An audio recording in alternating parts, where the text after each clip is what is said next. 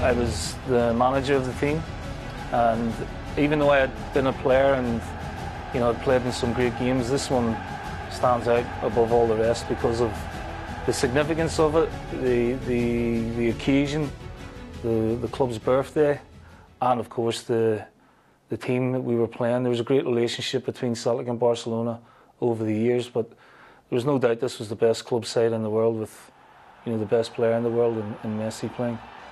We 2 weeks earlier we had lost 2-1 in the new camp in the 93rd minute. The players came in pretty deflated after the game, but they'd shown me that they can compete with this team, and we'd built this team over a number of years. We had great legs, great athletes in the team, and really good footballers, and we'd already put a landmark result previously in the group when we won 3-2 in Spartak Moscow to win the first away game, so there was belief in the group that we could do something this season. The night before the game, there was a very special ceremony in the Kelton, marking the 125th anniversary of the club. So there was a little play on the history of the club, and all the dignitaries from the club were there, Mr. Desmond, the board, myself, and there's just something you get now and again in the pit of your stomach. There's just something special that you felt was going to happen, and it only can happen at clubs like Celtic. And I just had that wee feeling in the pit of my stomach when I went to bed that night. The next day, the nerves are kicking in a little bit, but when you get to Celtic Park as a player, that crowd, elevates you to another level, and it was the same for this group of players, and we felt that we could, give Barcelona a game.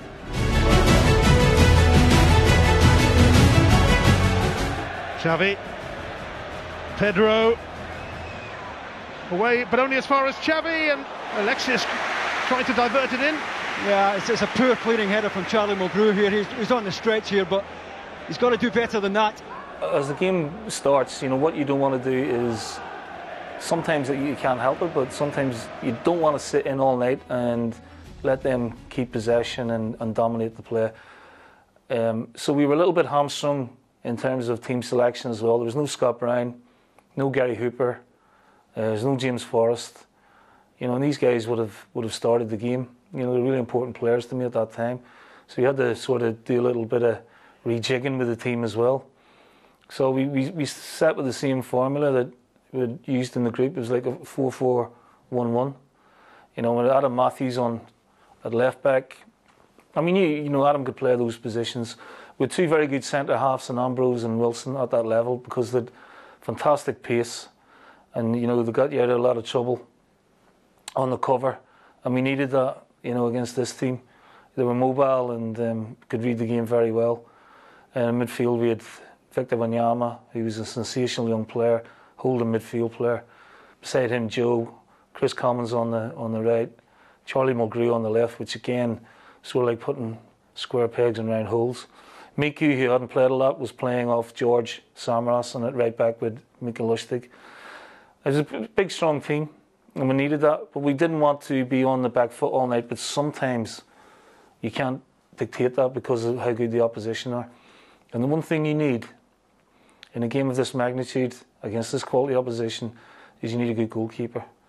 And I had a fantastic young goalkeeper in Fraser Forster, who I knew could make saves that other goalkeepers couldn't make, and he'd proved that previously, and he's proved that since that game in 2 spells at Celtic. So our remit was to obviously quell the fast start that they always like to make, but it's never easy, and we had to rely on Fraser to make a couple of good saves just to steady us. Dani Alves, Messi, and again, and Jordi Alba, and Lionel Messi with an early warning. And people ask me, do you have a special plan for Messi? Well, you can't, because he could pop up on the left, he could pop off in the number 10 position, or he could pop up on the right.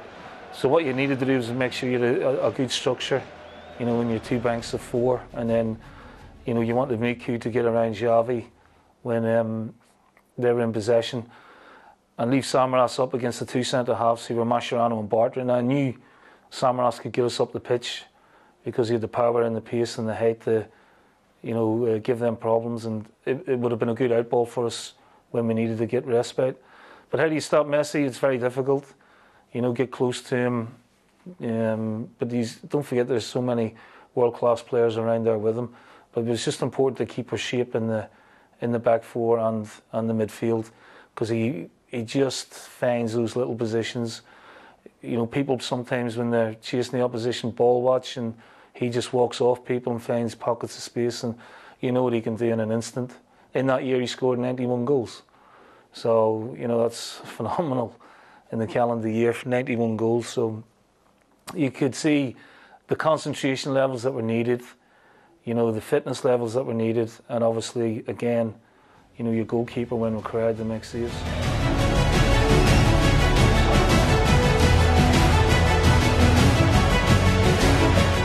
Ambrose in towards Wanyama and Lustig. It's come back to Efe Ambrose and a corner.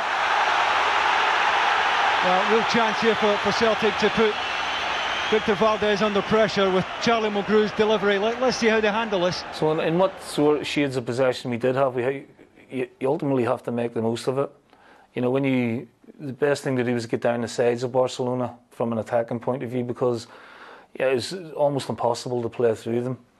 And also when you're in that sort of defensive shape, you need a bit of a respite, so you take your time, when the ball goes out of play. And then, of course, we had decent height compared to what they had. So we always felt we'd be an aerial threat.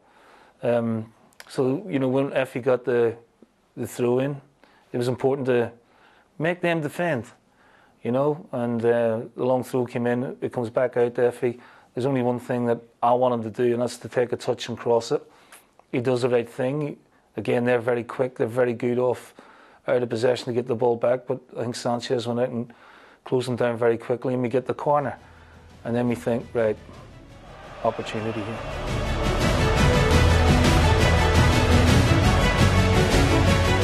Mulgrew to whip it in, and Victor Wanyama has scored. That moment when a dream becomes reality. Celtic have only gone and taken the lead against Barcelona again. So we had a good set play delivery with Charlie Mulgrew. And if you see it now, Barcelona are zonal across the 6-yard box. And again, I've touched on them being a little bit complacent at set plays. They'd Mascherano, they'd Bartra, they'd Rigobert Song, who was a big holding midfield player. But apart from that, didn't have great height.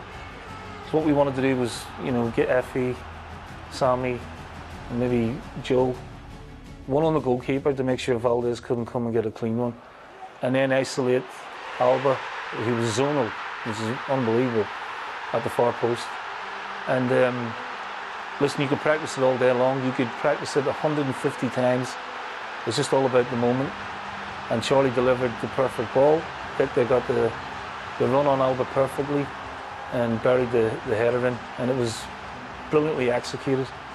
And as a coach, that's all you can ask for. It's just something you dream about against the best team.